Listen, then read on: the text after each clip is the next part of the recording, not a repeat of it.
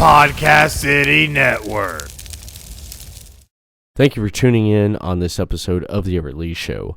But before we get on with the guest onto the program today, there's a couple things I do want to mention that you can help out with supporting The Everett Lee Show. If you're looking to start a podcast and already have a podcast and you're looking for an affordable podcasting hosting site, Podbean's your number one choice.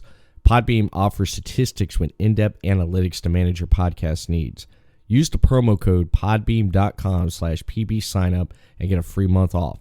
That's podbeam.com/pbsignup to get a free month off and see why 1,500 episodes have been shared all over the world in the past 11 years with over 3,000 subscribers that have chose Podbeam as their number one hosting site. And if you're looking to get into advertising, Podbeam advertising, you'll get $100 off advertising when you sign up as a sponsorship over on podbeam.com/pro/pbsignup.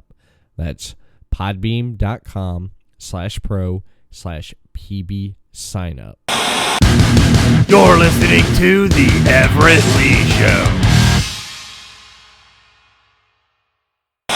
Welcome, everyone, to another episode of The Everett Lee Show. It's been a while since I've done a live podcast of The Everett Lee Show. Since I figured I got the mics corrected, the mixer took a dump, and I pretty much got my old original mics. And then, of course, the cameras went out. I got those working again. I got everything working, and we got live, clear audio. Sound off in the chat. Give me a thumbs up or a GIF or an emoji in the chat if you hear me loud and clear. I don't sound like thank you, David. I don't sound like one of those half-painted Joker podcasts off of Blog Talk Radio that brags about false information, but you got the Everett Lee Show. Everett Lee's live here in living color, baby, as the American Dream Dusty Rhodes would say. And I have to say, tonight, it's happy hour with my guest. He's independent wrestler. Happy hour. What's up, man? You see it, man. Me getting my 24-ounce curls in. Your 20-ounce curls in, brother. Oh, yeah, man. You know, it's always a workout. It's got to be a happy hour style of workout. It's 5 o'clock somewhere, so we're good to go. That's great. That is great, man. I love it. And let's kill that intro right there. Okay. So this is great. Just kicking back and having some cold ones with you tonight, man.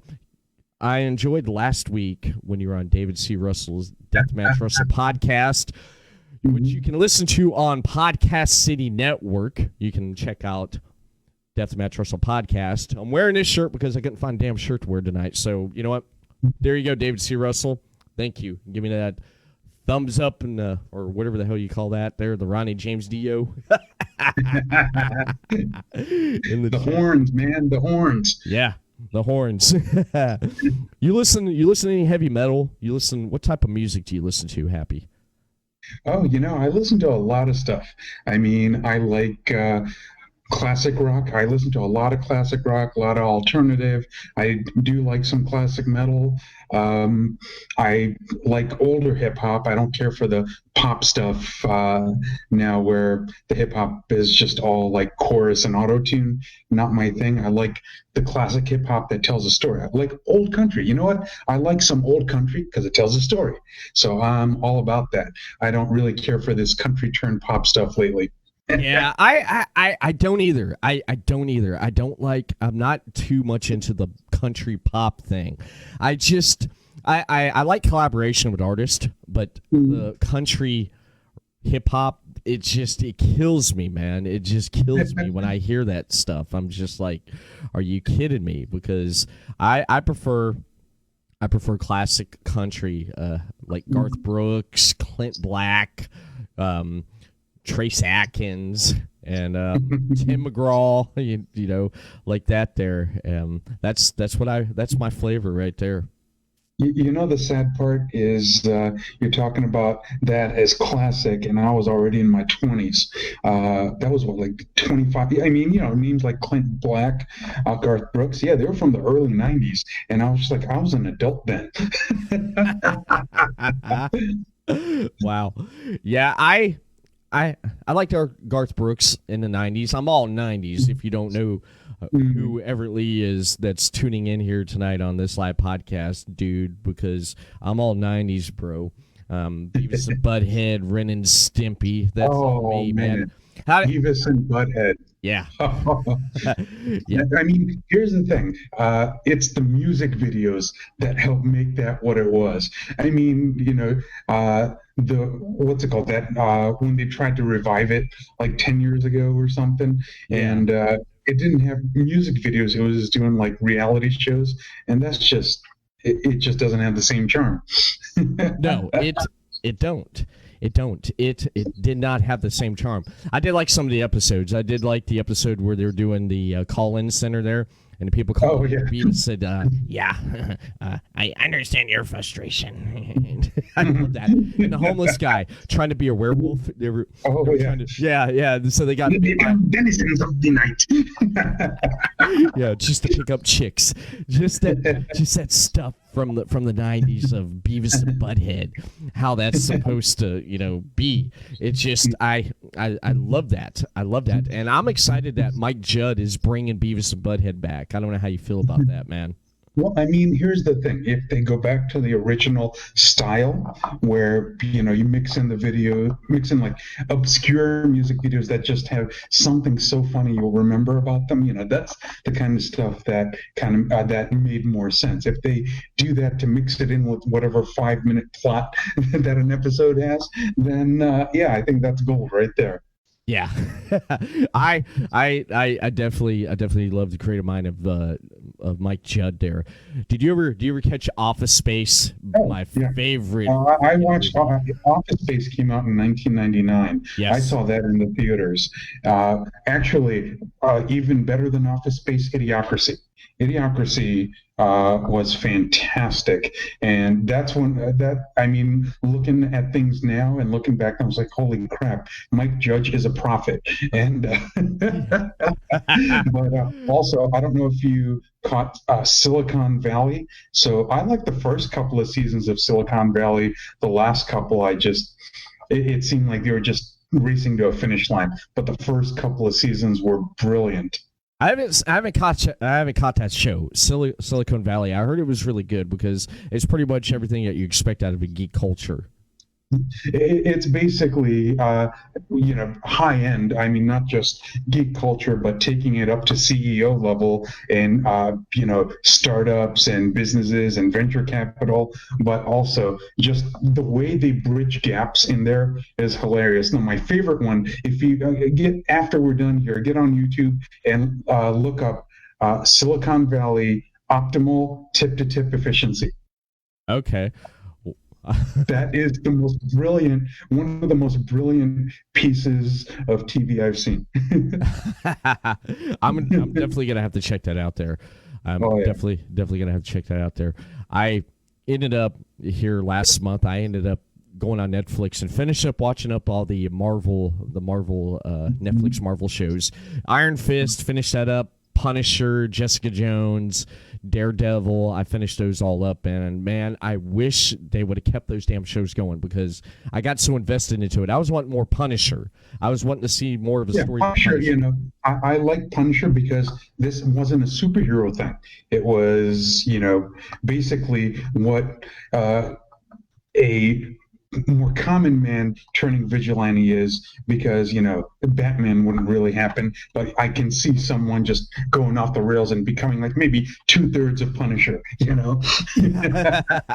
Yeah, I said a while back ago, since in this pandemic, we need Frank Castle. We need Frank Castle to go out and take care of business, and to get to the source of everything that's happening and just take it out and just walk right off in the sunset, man. Frank Castle, where are you? We need you, man. We need Frank Castle. You know you take Frank Castle took a look at our situation and said, "I'm out." Yeah, not even Bruce Wayne can even come up with something. Maybe Dr. Crane would be worse if Dr. Crane puts out that fear syndrome, his serum out into that would be crazy. Have you heard some of these conspiracy theories? Maybe he has. He probably has. He definitely probably has. I don't know how much of the world's been drinking Kool-Aid, but some of this stuff, man, it's just ridiculous. It's just the one thing I'm upset about is it's affected my entertainment choices of watching pro wrestling. And pretty much what everyone what they've been doing on this pandemic is trying to watch what they can with wrestling when it's available, and going on webcam sites and Pornhub. That's about it, man. And you take away all the entertainment. People either going to concerts, going to bars, going to games, or hanging out at bars watching the game. Yeah, exactly. They're just going to things that they do when they're stuck at home. And they're just doing it every day now. Exactly. Like here in Orlando, man, they took away. They closed down the bars. They have closed down the bars, and the mayor's like, they're not opening up until we get a vaccine. Really? Mm-hmm. It's like, come on. But you're allowing wrestling, which I don't mind, but other things you're allowed happening, but you're not letting bars open up. I mean, Orlando. And if you really want to see what a real life Gotham City looks like, Happy, go to Orange County, Florida. If you want to rape, pedophile, and do anything, go right there, because Casey Anthony came from there. I don't like Orange County. They need to, we need Bane to come in and just separate it from the rest of Central Florida. Because what got me was, I'm serious, what got me was a few weeks ago we had this supposedly hurricane that was coming by. It didn't even touch us. We got some wind. It was basically like it came by and farted on us and took off. And then on the news, I had to click off the news. Orange County's buckling down. Really? Why? You're all the way almost in Tampa. This thing's way out here. Yep. Come on, man. Oh, man. Yeah. Where do you live at? Upstate? I'm in Pittsburgh. No, I'm in Pittsburgh. Yep. Pittsburgh. Yep. So, I'm basically... Go ahead. I'm sorry. How's the wrestling up in Pittsburgh up there? How's that going on up there? I haven't heard much. Area, well, here's the thing. Pennsylvania has added a lot of restrictions with regards to wrestling events. So only those with high enough revenue to comply with all the regulations are the ones that are operating. So in the Pittsburgh area right now, IWC, International Wrestling Cartel, and also Fight Underground are running. So IWC has done shows there, with I guess socially distanced situation. I could be wrong. I know there are some places doing, like Fight Underground is doing empty arena, and what they're doing is they're recording and then uploading the episodes or releasing them in a staggered format, so that way you get a couple of matches or a few matches per episode. Okay. That's I mean, that's good. At least they're putting content out there. That's the thing I like about it, is at least they're putting content out there, and people could go out there and they can watch the content that's on there. And you wrestled for that promotion, haven't you? I wrestled for Fight Society. So Fight Society is the predecessor to Fight Underground. So Fight Underground started a few months ago, and basically Fight Society was supposed to have died back in December, which I guess technically it did, but the creators of the idea liked the idea so much that they wanted to bring it back into their own organization, because apparently there was some business related falling out with the person who owned the building where the shows and the training was taking place. So there was a parting of ways, and then you have Fight Underground. So basically, the booker, that was his idea to begin with. So he took the idea with him and is continuing it now. Okay. That's okay. That's pretty amazing there, how it morphed into something else there. But you've wrestled pretty much your career up there in Pennsylvania, or pretty much all over. No, actually, believe it or not, I actually just moved to Pennsylvania a little over 4 years ago. So I actually have only been wrestling up here the last couple of years. Prior to that, I actually wrestled most of my career down south. So South Carolina, North Carolina, Georgia, Louisiana, Texas, and Mississippi. So yeah, a lot of my wrestling for most of my career was in southern states. There was a period when I lived in Michigan where I was wrestling in Michigan and Illinois and Wisconsin. Oh, nice. I love what I see up in Michigan with independent wrestling, and I've been getting a little bit more familiar with that because of MIW, Wrestling Rage. Yes. Shout out to Cody Fleming and the boys for turning me on to some really good Michigan wrestling up there, and like Blue Water Championship Wrestling. They have some amazing talent there that's in Michigan there, man, and out of that promotion. So before we digress too much, let's bring back, since this is your show, you popped your commentator cherry on Saturday. So tell us about your experience, some key members of the card, and anything new you discovered along the way. Okay, we were talking about this before we went live here, because you brought it up there and said, hey, I heard that I did pop my live commentary cherry over the weekend here. Me and Chris Carnage, it's not a secret if you've been keeping up with the Everett Lee Show and Knockout Wrestling out of Lake County, Florida. Knockout Wrestling, a while back ago, a few months ago, approached me and Chris Carnage and Podcast City Network about a partnership. Podcast City Network, the company that Chris Carnage, myself, and Craig James from Final Score, we own that company, and we pretty much are the main sponsor of Knockout Wrestling. And with that came a deal where we were given an opportunity, me and Chris Carnage, to do commentary. So we took that opportunity up and produced a show for Knockout Wrestling called Double Down with Everett Lee, where it's more talking about and focus of the talent from Knockout Wrestling. The first 4 episodes of Knockout TV are already up on their Facebook page and their YouTube channel, but post commentary, it's pretty much easy, because if you screw up, you can go back and you can fix things. However, live commentary, man, you got to be like click, click, click, click, go, go, go, go. And me and Chris did a practice run of live commentary, and with us doing that live commentary there, it was pretty neat, because calling the action live, I just loved it. One of the standout matches from Knockout Wrestling they had at Boiling Point this past Saturday was the triple threat match with Vertigo versus the mercenary Romeo Quevedo and D3. You had 2 powerhouses going up against a cruiserweight and a triple threat.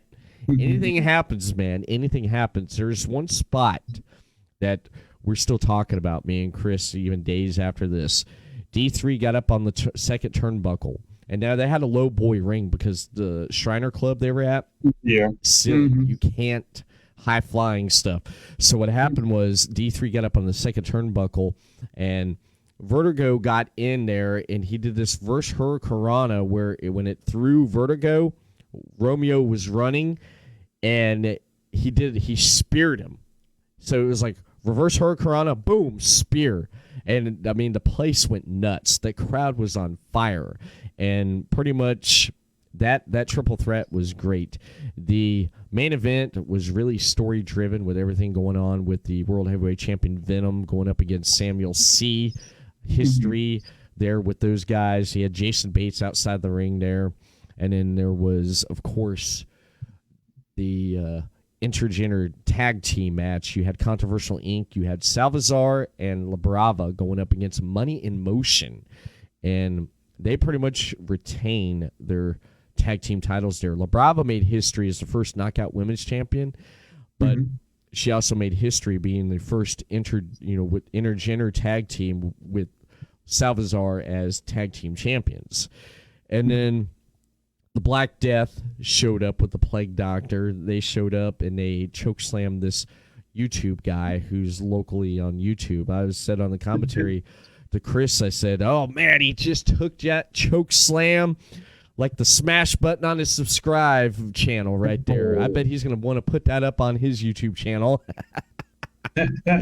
But just we got together to do this, to tweak out things and use it as a practice run. And we pretty much took mental notes on what to do, what not to do next time we do this, which is great. Absolutely.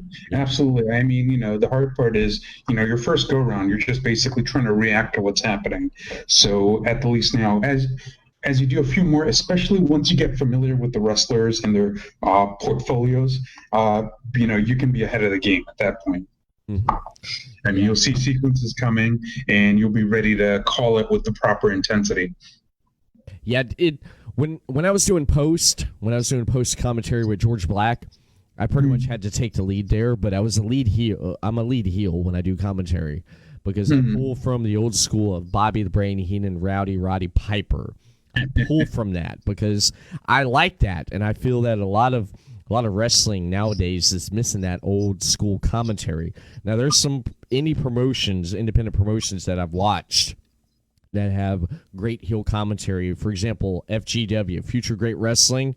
Shout out to, I'm forgetting name off the top of my head. Anything happens when you go live.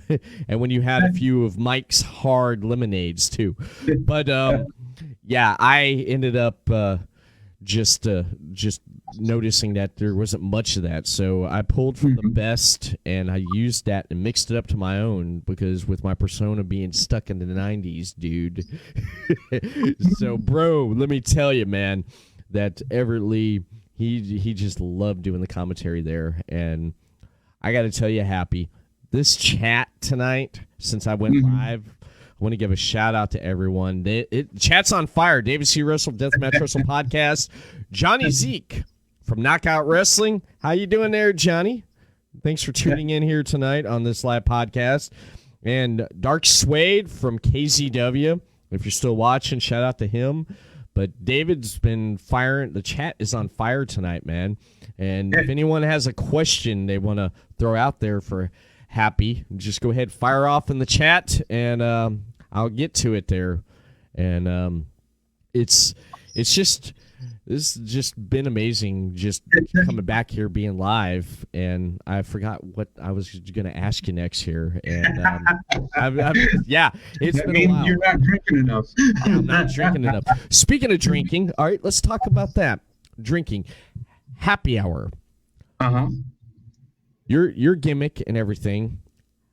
How did you come up with the gimmick that you have right now and what you are? Because I was looking at the information that you sent me, and wow, you went through a lot of name changes until what we have right now. How did that come about? How did it come about coming up with something that suits you, that the fans love, and they love it when you're in the ring? How did that come about? Well, so basically, Happy Hour debuted in June of 2018. This was after I personally had taken a couple of years off from wrestling. I thought I had retired. I was moving around. My life was kind of in transition. And when I moved up here, I was like, okay, there's a PWX was like 20 minutes away from 20 to 25 minutes away from where I live. And I was like, you know what? I'm going to give this a try, put in my tryout, pass the tryout, and, get back into shape there. And then PWX eventually became Fight Society. So that's how I was associated with that promotion. But at the time that I decided upon Happy Hour, I had re-entered the beer industry. So I was doing sales and bartending for Fury Brewing Company back then. So it was just a natural connection. I'm already a beer connoisseur, and I also happen to like my fair share of whiskeys. And I think the best gimmicks are the ones where you can actually put your real self into, because then you're not having to pretend to be something you're not. Then that world, you already know how to navigate that world, and when you bring it into wrestling, all you're doing is enhancing on top of that. So when it's natural, that's the best gimmick that you can have. Yeah, I love that. I love that. So beer, I mean, there's been a lot of gimmicks with beer drinkers, Sandman, Stone Cold Steve Austin, but Happy Hour, I love the name, man. I love the name. It's like straight to the point. It's like, all right, it's happy hour, and it's happy hour somewhere. Yeah. No. Well, bottom line, it's happy hour somewhere. I bring the great time. I am relatable, just like anybody else. After work, you want to stop in at the bar and have a happy hour special, right? Get that $1 or $2 off your beer. Get that $1 off or $3 special on the house vodka. Have at it, man. It's time to just kind of let the day ease down. So I'm all about the joy. Whereas you look at the prior alcohol-driven characters. You've got Stone Cold, who was fighting the man or just constantly angry, or you've got Sandman, who just needs to fuel up for battle. And for me, I'm just bringing the beer because it's a good time. You see the beer, a good time's coming. Heck yeah, man! Of course it's 5. It's 5 o'clock somewhere, as always, man. I love that saying there. It's always 5 o'clock somewhere, and it's always happy hour somewhere. And extra special shout out to the places that start their happy hour at 4. Yes, we can't forget those. We cannot forget those. The real MVPs. Yes, I checked out a couple of your matches tonight, and I enjoyed what I seen, man, because the crowd gets right there behind you, man. Very, very entertaining in what you do, and you come out when you're in the ring. You're there to entertain the crowd, and you get the crowd in with you, and they enjoy that ride with you along, no matter how long the match is. And I was watching that one with El Toro. That's all he said. And then I watched one match where the first match where I can't believe I'm forgetting this right now, but the guy gets outside the ring there, and he's trying to get your beer, and you want the one with Brohemoth. Yes, I watched that one, man. You're like, you want that beer? You're gonna take it, and he's like, you're choking him outside the ring there with it. You roll back in, count out, you win. Hey, at least I can say I've got a win against Brohemoth. Brohemoth is one of the hottest local stars in the Pittsburgh area. Yeah. So he's in Fight Underground. Before a lot of this pandemic was going on, he was working a lot of promotion. I think he also works Real Shoot Wrestling and also KSWA, which is Keystone State Wrestling Alliance. So he's very popular. He's a hot item right now locally as far as his star being on the rise. Nice. I love that, man. And it's hard to find you on YouTube, because when you type in happy hour, you get all this other happy hour. Yeah, exactly. It becomes difficult, right? Yeah. So I had to go buy some of the promotions that you gave me. Some of the promotions I have here. I should have mentioned what was that? IndieWrestling.us. So there would have been Fight Society matches, and also I did one of the Ryse shows. So and Black Diamond. So you would have seen 3 promotions that I was in under the IndieWrestling.us subscription. Okay. And I should have mentioned that. I'm sorry about that. No, that's fine. That's fine, man. That's fine. And even before you took the persona of Happy Hour, what other names did you go by before Happy Hour? Well, so my last iteration was when I was living down south, and I was B Furious. So B Furious was basically the next generation of Bret Fury. So most of my career was as Bret Fury. So I'm constantly angry. I'm always fighting the man, and always have a grievance. So I was all about making my fury known at everything that and everyone that's trying to oppress me. And that's then that's and great. then Be Furious basically because Bret Fury retired back in 2010, and then Be Furious was alive in 2014. So that's how that happened. That's great. I love that. I do want to mention this right here. I want to take a quick break, and when we come back, we'll dive more into the conversation right here. But first, there's a couple things I do want to mention. Since 1995, HighSpots.com has grown to be the company it is by serving the wrestling fans throughout the world with a great selection of merchandise. HighSpots.com has everything a wrestling fan could want, including the latest WWE and TNA releases, classic wrestling merchandise, and their HighSpots.com exclusive releases.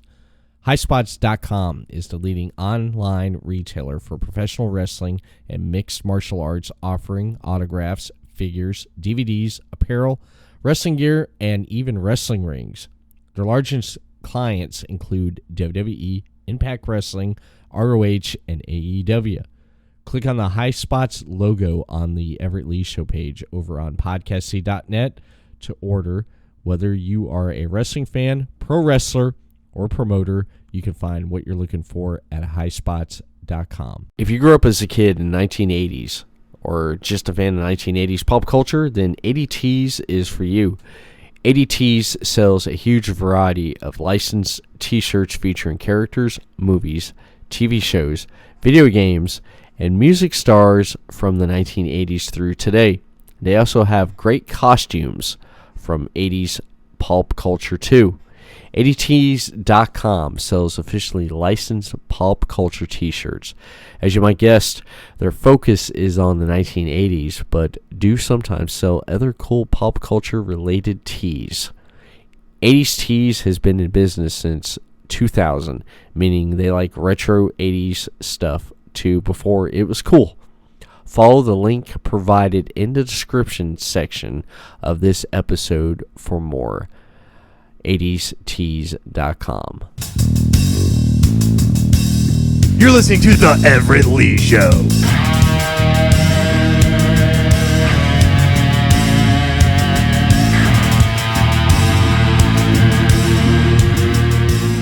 You've also mentioned on the information that you gave me that you got to tag with a couple of legends in the ring. You got to tag with Tito Santana in a match against the great Leaping Lanny Poffo.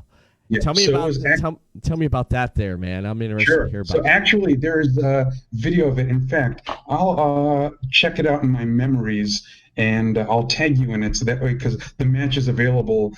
Somebody posted a Facebook video of it. So it was an 8-man tag.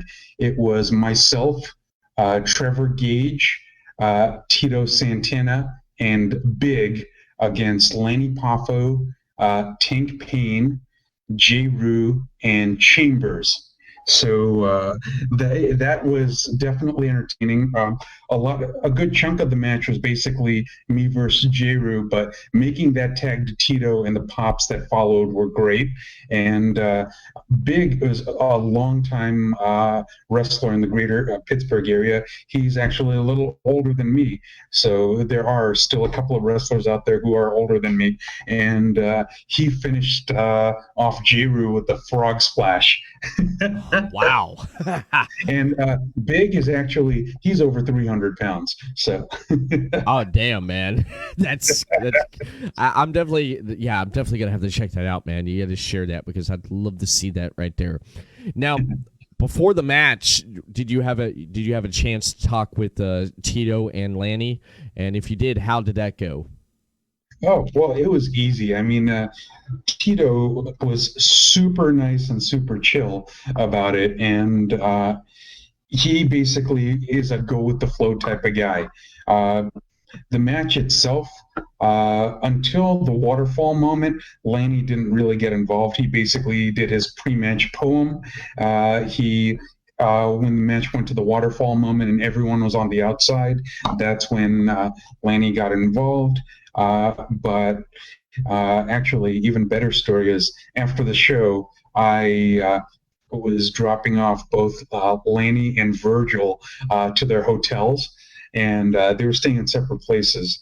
And when we got in the car, Lanny was just hoping and praying the ride was as short as possible, because Virgil likes to bring back old stories, and that whole car ride, I should have thought to count the number of times Lanny was just like, yeah, yeah.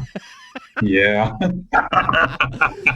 It feels like everyone who's in wrestling or has some part of wrestling, they've had some kind of run-in with Virgil. I know Ripper Blackheart, he could tell you a lot of stories about running in with Virgil there on last week's episode, when that was released on episode 205, when he was discussing about the Virgil stories. What other Virgil stories can you share you've encountered? Well, actually, the funny thing, same night, the reason Virgil needed a ride from me was because he actually rode in with Ted DiBiase, and DiBiase bailed on him, and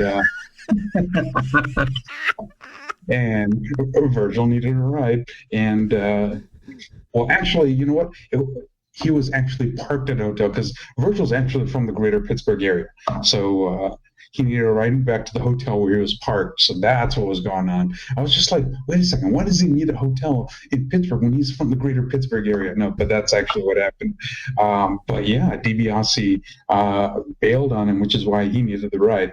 So I was like, okay, well, that works. But as far as the match was probably about 40 to 50% me and Jeru. So that's all good. I mean, Jeru is a great guy, really easy to work with, and I've known him for a couple of years now. In fact, he was the one who ran the promotion where I had that match with Bro Hemoth. So that was his promotion. And yeah, a super guy. We had details down. The start to it was actually pretty funny, and the better part was at the show, there were fans out there who knew who I was. I mean, mind you, I didn't expect there to be a lot of crossover with the crowds between the promotions I wrestled for and this, but apparently there was some, and it was great to have the crowd with me on that. So that was definitely a lot of fun. Another fun one, the most nonsense match I've ever had, but it was probably the most fun I ever had. Look up Happy Hour versus Joey Cuervo. I'm gonna have to look that up, man. Yeah, because that's definitely on YouTube. Because that actually, the person who filmed it sent me the YouTube clips, and I was like, oh man, Happy Hour versus Joey Cuervo. That was the best, most hilarious it was a match, but it was a non-match because we opened with a drink off.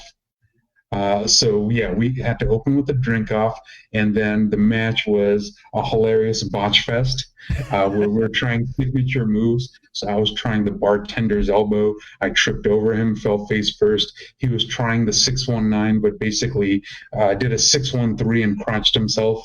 And I mean, everything about that, the crowd just ate. That was probably one of my most favorite matches. It was the least wrestling I've ever done in a match ever, and I'm known for not having to do a lot of wrestling, but that was probably the most fun I've ever had in a match. We basically just said, hey, how's it going? Let's have a drink off and go to town. Nice. I love it. Love it. I want to give a shout out to the chat. Chat, of course, it's on fire here. Scott says, thanks, Everett Lee. Used to be my crazy roommate before he settled down. LOL. Yeah, some stories that just don't share, but the stories he could share. Haha. Watch his face get red. Have a good evening, everyone, and good night. Shout out to Scott. And he said, by the way, Happy Hour seems like a legit good guy. Don't know much about wrestling, but he seems very humble and down to earth. Good luck, Happy. Ah, appreciate that. Cheers to you, man. And speaking of cheers, man, I got Mike's Hard Lemonade here tonight. What does Happy have in his glass? So I'm drinking an Other Half Brewing Motueka Chroma IPA. So Other Half Brewing, they're outside of Rochester, New York, and they make some of my favorite IPAs. So I'm definitely, my girlfriend lives about an hour and a half from there. So sometimes when I visit her and we just want to road trip up that way, sure, we'll stop into a few breweries and have some good times. Nice. It seems like microbreweries. That's the way to go, because you come across some good, really microbreweries.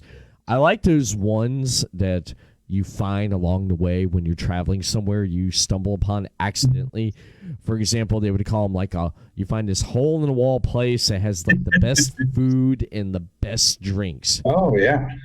Yeah, absolutely. Well, I mean, the other thing is, especially as we become more, or I guess I feel like society is turning back to looking to their community more, because we used to be community oriented, then we started branching out. Now we seem to be more community oriented, and a lot of these smaller craft breweries, the locals go there. I mean, that's 90% of their crowd is locals who want to support their neighborhood brewery. So, instead of having to go to so many different places, you probably have, the average person has at least two breweries within 20 minutes of them.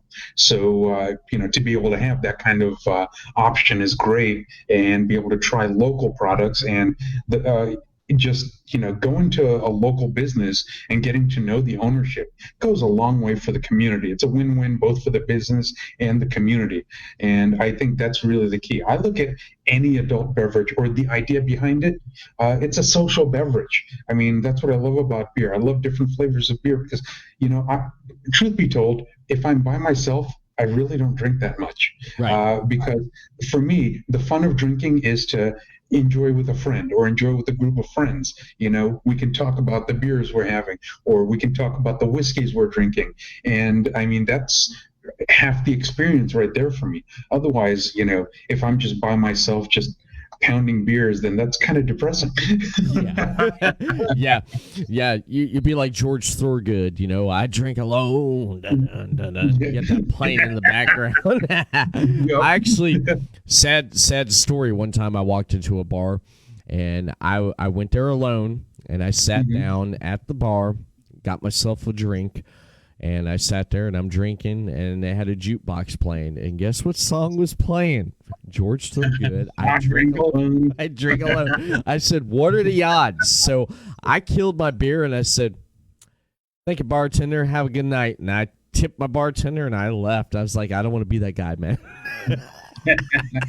And I figure I'll give a little preview of some news coming up. Since ink's not on paper, I can't make any official statements. However, I am hopefully very soon going to be in the brewery ownership game and in the Pittsburgh area. So yes, any indie wrestler coming through and stopping in a brewery that I own, I'll cut you a little discount on your beers.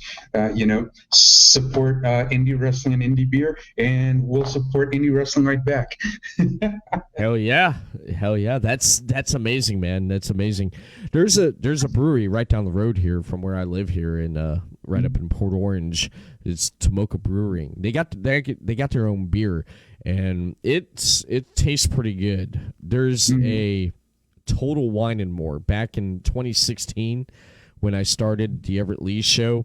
After this is like the third time since 2014 I did like a podcast, so third time's a charm.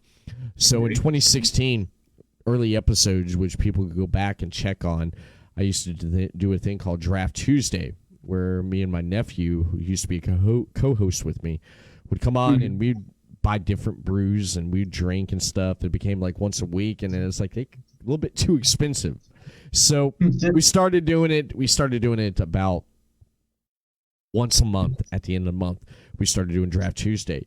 And I came upon a lot of brews that I did not know exist. There for a whole year, I was only drinking like international beers, like Guinness. That was my drink. Guinness. I tried was it Iron Maiden? I tried their beer. Oh, yeah. The Trooper. Yep, Trooper, yep. And have you tried the AC/DC one? The AC/DC beer. Mm-hmm. Oh, God.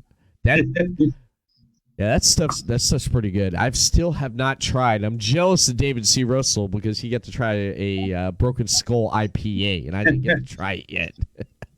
I'll say that I actually got to try it a few months ago when it made it to Ohio. So Ohio got some, so I picked up a 4-pack. It's not bad. It's not like spectacular, but it's not a bad beer because, I was thinking at the least I'll try it because it's stone cold, even if it's all gimmick and the beer's crap. No, but I was like, you know what? The beer's actually not bad. So definitely as long as it's not too old, because with any IPA, I check the date. I do not drink any IPA that's more than a couple of months old because, the hops turn and becomes more bitter. Yeah. I've had some of those IPAs that it just kills my palate, man. I can't stand it. It's just so strong. Well, the funny thing is, IPAs just means there's a lot of hops. So you have your West Coast style IPA, you have your New England style IPA, and you have your English style IPA. So the English style IPA is going to be like bitter and malty. It's going to be malty. Your West Coast style is going to taste like pine trees, and then your New England style is going to taste more like it's going to both look and taste more like fruit juice. So you're going to get like citrus notes or melon or tropical type notes with some slight bitterness, but the West Coast styles where you get taste like resin. Yeah. I ended up trying this one years ago. It was called Devil's Triangle, made here in Florida. And I was surprised that there's a lot of microbreweries here in Florida. So I tried Devil's Triangle. Oh, God, I wanted to throw that thing in the ocean. Well, I mean, Florida actually has a lot of very notable craft breweries. I mean, Tampa area especially. Yeah. I mean, you've got Cigar City, you've got Angry Chair, you've got Cycle. I mean, those are just three very prominent ones. Hidden Springs is out that way. I can't even remember, but there are actually a good number of. And the reason I just recall all that is because with WrestleMania weekend in Tampa, before the pandemic struck, I actually had a couple of bookings in Tampa during WrestleMania weekend. And that was my biggest disappointment of all this because, I'll mention it here. I was planning on retiring right after that weekend.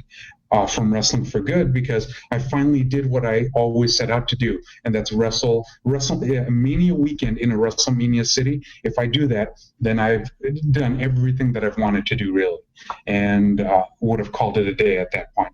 Right. But nope, I'm still holding out hope that next Mania I get booked on some shows in whatever city it's going to take place in, and that way I can kind of go out having done all the things I wanted to do.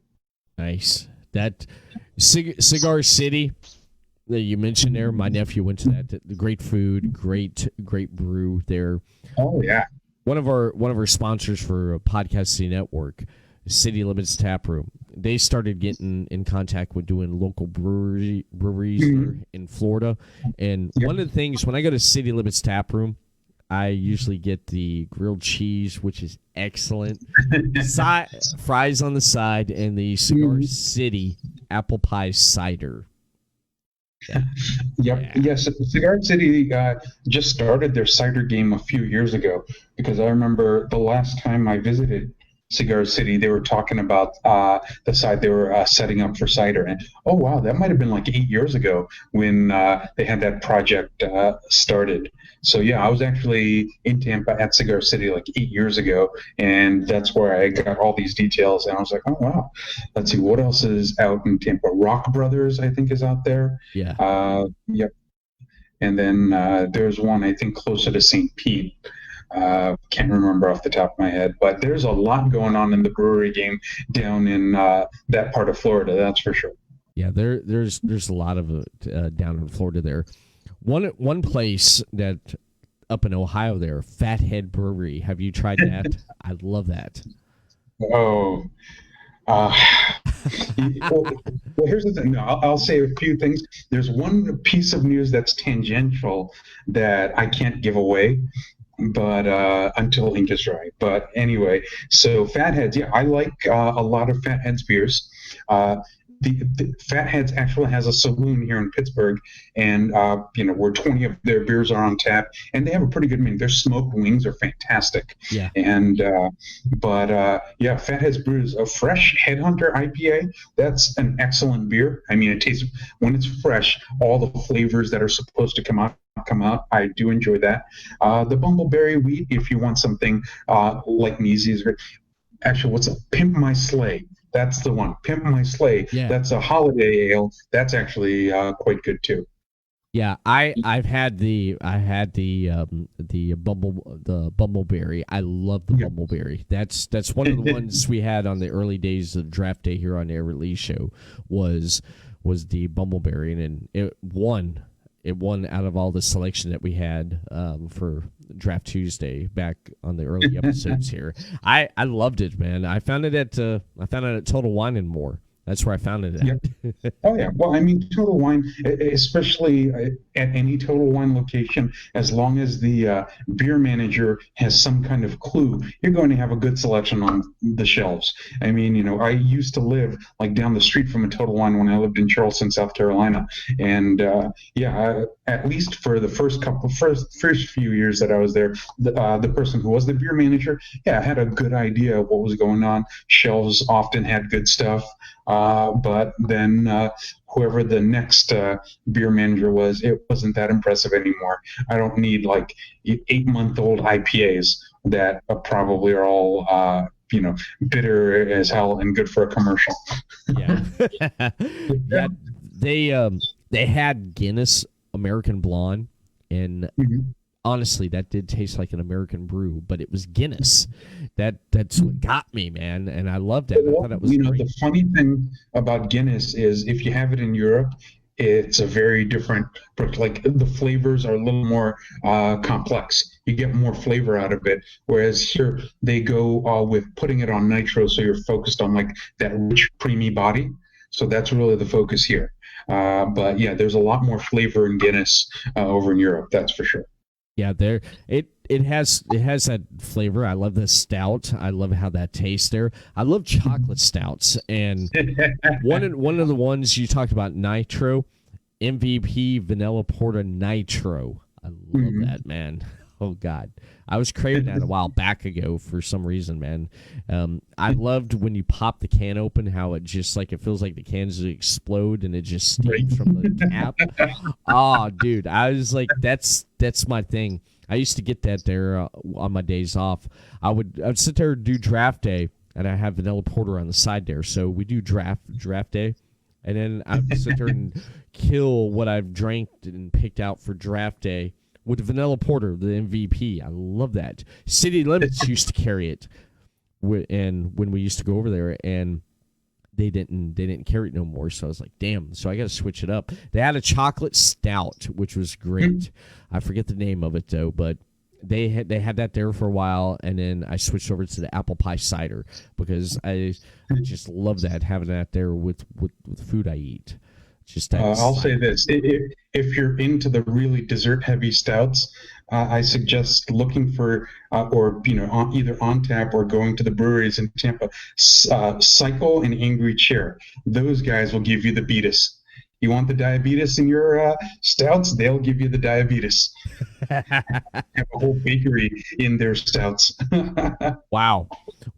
I had this one stuff. It was like 9.8%. It was called Brother Theolitis. Have you heard of that?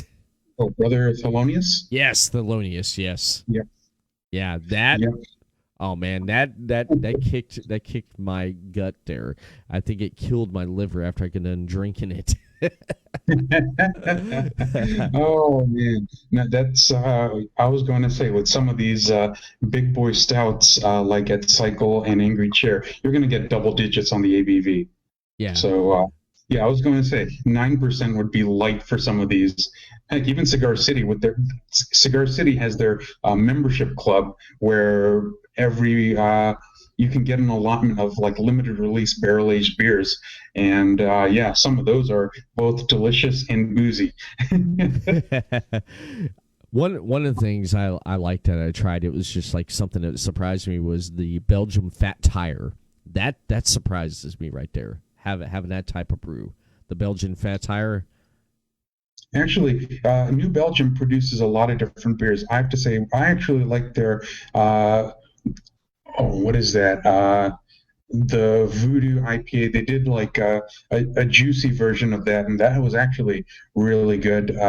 New Belgium produces a lot of different beers, both seasonal and regularly. So they've been in the game for a long time. Yeah, they definitely have. And you said Voodoo. I did try the Voodoo one. Oh man, I think I got the bottle still around here Oh, after all these well, the years. Voodoo, they have all sorts of iterations of that. They have like, at least off the top of my head, I can probably name five, but they're basically the same kind of beer, just like all one-offs of the same type. So that's what's going on with that. But yeah, it definitely, some of those are actually really good, especially fresh. Yeah, especially the fresh ones is just great. I even liked Sam Adams, the pumpkin spice, when they bring that out. I love the taste of that. So I will say this: if you get a chance, since we're going to be approaching pumpkin beers on the shelves very soon, if not already, look for Stevens Point Whole Hog. So the Whole Hog pumpkin beer is actually one of my favorites when it comes to pumpkin beers because it tastes like a pumpkin ale versus a Yankee Candle. That's a good way. That's a good analogy to put it right there. I love that. So, that's just it. With a lot of these pumpkin beers, it's basically pumpkin spice beers. You'll get all that cinnamon, the nutmeg, and the allspice, and the cloves or whatever. And most of them don't even have any pumpkin in it. Now, Christmas. I know when we get out of fall into Christmas there, like some of the companies would put out Christmas brews. What do you recommend for like a Christmas beer to drink on Christmas Day or New Year's Eve? What would it depends what you have access to. Up here, like the Fatheads Pimp My Sleigh, I think is a good one. The Trogs Mad Elf is also a good one. That's a little bit boozy too, but I believe it's a very good beer. That's I don't know how far they distribute out, but they're from over near Hershey, PA. So they do get around to a number of states, but that one I think is a really good one, especially if you like holiday ales, get a little bit of that cherry flavor going on and get the whole holiday cheer going on. But yeah, believe it or not, I actually don't drink a lot of like seasonal ales. So if I find one that really resonates with me, I'll drink some of those, whether it's pumpkin beers, Oktoberfest beers, or holiday beers. I mean, if something just kind of stands out to me, then yeah, I'll be like, okay, I'll take a 4-pack or a 6-pack of that because I could drink that, over a week. Nice. I love it. I love it. Going to the ring. What do you usually bring with you when you're out there at the ring there? What do you usually bring? Well, it depends what I'm in the mood for, what my affiliation was. So, as I mentioned earlier, in 2018 and 2019, I was with Fury Brewing Company. So I would have 2-pounders of 2 different Fury beers with me. In fact, the promo pic that you had on the poster was my Fury stuff, and I had Fury beers in hand. But let's see, at Intergender Bonanza 5, I had a couple of cans of hams with me.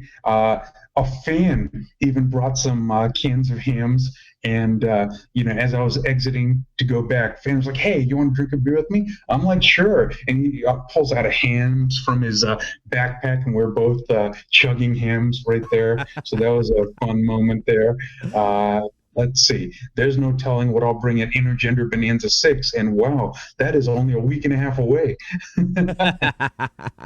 That's amazing, man. That is amazing there. I love the gimmick. I love your wrestling because you're out there to entertain. Who trained you, and where did you get trained at? So there are a few different, it's sort of like a hodgepodge early on, and then a little more formalized later. So the hodgepodge early on, so when I first broke in back in 1995, what happened was, so I was a college athlete. In college, I came across credit cards, incurred a lot of debt, and then I was like, holy crap, I'm in a situation where I need to figure out how to raise some money, extra money. So I was, working odd jobs, some security and whatnot. And I was like, hey, back then I was probably about 265 pounds at like 10%, less than 10% body fat. I was super shredded back then. So he was like, hey, you've got an incredible build. I can figure out something with you for wrestling. You want to come wrestle, make some cash, sell autographs and pictures and whatnot? I was like, hey, that sounds easy. And that's how I got in. So I don't know that I'd call it proper training, because later, as the years went on, I realized that this was basically just some guys with a ring that taught me how to take bumps. And that was effectively what it was. I was taking all sorts of bumps, and a lot of my early career was me taking amazing beatings because I was really good at taking beatings. And it always looks good when you're 5'10", 175 guy who's super flippy, and you want to push him to the moon to get seen somewhere, ends up beating the 6'2", 275 guy. That was what I was used as. I was used as a guy who made smaller guys look like giant killers. Right. And that was a good chunk of my career. In fact, between the year 2000 and 2014, I did not have a win. Wow. Damn, man. Damn. Yeah. But you enjoyed being in the ring, and well, here's the thing. I loved it. For me, it was an escape back then. I mean, my prior personas were not really a reflection of myself. Right. Happy Hour is the first time I actually conveyed myself in a character. And, that's where it just became natural. I mean, I was a bartender. I already was a people person. And then, I have the beer personality to go with it. Just in several promotions, especially like during intermission, people are like, hey, can I have a beer with you? And I'm just like, I love that. People can talk, even to this day, there's some people said, oh man, I remember that beating you took, and your facial expressions were hilarious. And I was like, do you remember who put the beating on me? And they're like, nope. And I was like, you know what? Got him. That is great. That is great how you can connect with the fans. And if you go to an independent wrestling show and you can connect in some way with the fans, and the fans can connect with you to make them feel like they're part of the show, that night when they go away and they go back home, and on the ride home they can talk about that. It's like, yeah, man, I had a beer at Happy Hour, man. It was awesome. Here's the better part. The better part is when, like, especially during intermission, sometimes I will actually go and sit with some folks and have a beer with them, give them a minute of my time, because you know what, to them, when I hear from them later that, hey, nobody ever took the time to just kind of chat with us, I'm not putting on an act. I don't have to pretend to be anything. I actually enjoy being able to sit down and have a beer and talk with people, and that's the best part. The fact that none of that is me putting on an act. That's me being me. And I think the fans really like that. There are several promotions. They're just like, if not for you coming out hanging with us, whether it's after the show or intermission, we'd never come back. And there are several that are saying, hey, let us know when you're back. We will show up. Nice. I love that. I love that, man. And David Russell said absolutely, and he can't wait. He cannot wait. Oh, yeah. This is going to be fun. He's going to be at IGB6. I think it'll be a fun time. And I was telling him that, I hope it's a nice, like, low 70s type evening, no crazy weather issues, and we just get out there and have a good time. IGB5 was so much fun that I'm so happy to be able to come back for IGB6. Yeah, tell me about that event and any other upcoming events that you have that you're going to be at. So that event is coming up on August 22nd. Stan Styles just announced not long ago that the event sold out. So wow. The event is sold out. He just announced earlier, and he said he's taking waiting list names in case anyone has to back out of their tickets, but officially sold out. It was a fantastic event. There were some really, really good matches and really interesting Rumble shenanigans. I actually was wondering if the opportunity would have come up if Mike Orlando tried to hit me in the beer gut. So Queen Aminata tried kicking me in the beer gut, and she scampered off quick when she realized, oh, that doesn't work. She didn't read her scouting report on Happy Hour. And that's why I was just like, when I was looking towards Mike Orlando, I was wondering if he'd take the challenge. But then I was brutalized by Max, and she is a beast. She is a wrecking ball. And I was like, wow, if you don't see that hit coming, you're going to go down hard. That's great, man. I love that. I love that. And I've had a really good time talking with you on here tonight. But before we do close up and wrap it up here, one last question. Crazy encounter with crazy fans and crazy time at a crazy show. Oh my gosh. This is so crazy encounter with a fan. Oh, the 90s. What a decade. So this was it was mid to late 1995. So in my early iteration, especially what I call the El Cid project. So I started off as a masked wrestler from Mexico named El Cid, and I was an oversized luchador who can't really flip. So what happened was that was right about when the topic of illegal immigration started really ramping up.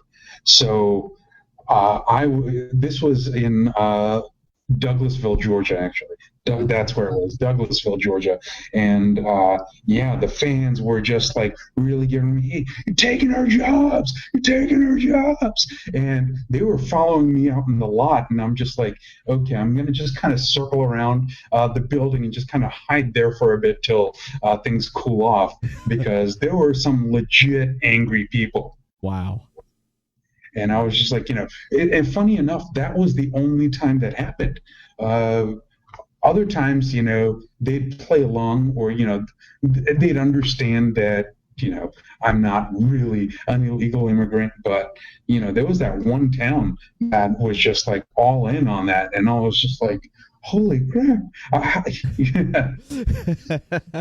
Wow, man. That is crazy. That is crazy. It's like some old school Heat, man. The heel trying to get out of the building before the fans killed him, man. Oh, dude. Like Sergeant Slaughter back in the early 90s playing the Iraq angle. Yeah. Oh, man. He took some real life heat. Yeah. I heard he ended up getting he was actually getting death threats from people. Yep. We're going to kill him and his family because of that. I thought that No, was well, the crazy. funny part is that came after they had those I don't know what it was back then, but I'll use Photoshop when they had those Photoshops of him shaking hands with Saddam or something. I remember that. that was some crazy stuff, man. that man. was Yeah. great times. Just great times. Modern technological advances. Now we just can't tell anymore. No, we certainly can't.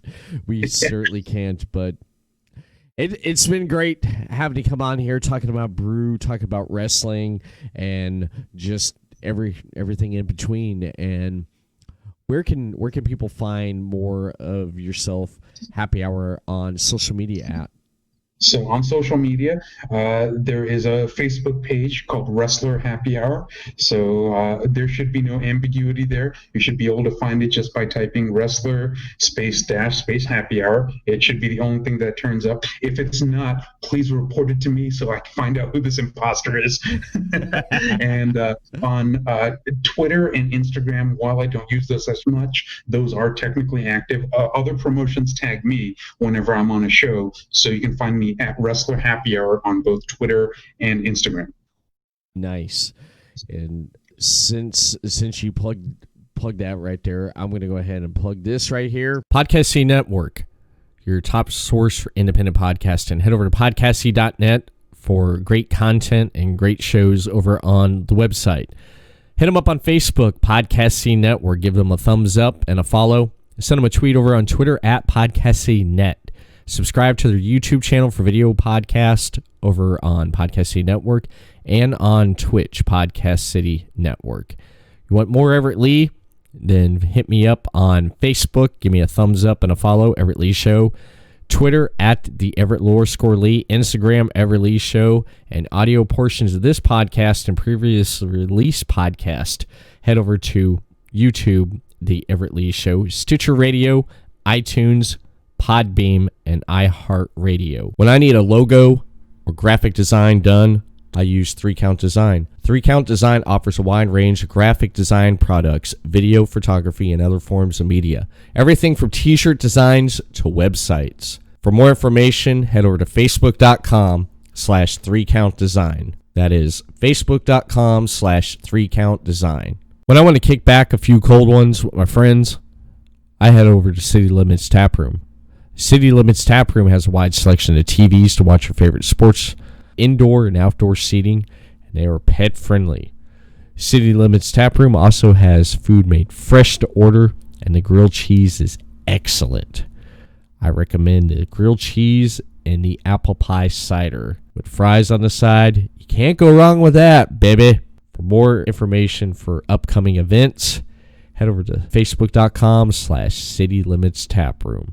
That is pretty much it, ladies and gentlemen, and I want to thank everyone for tuning in tonight on this live podcast and downloading the audio portion of this podcast. Everett Lee signing off. Everyone have a good night, and I'll see you again next time for another episode of The Everett Lee Show.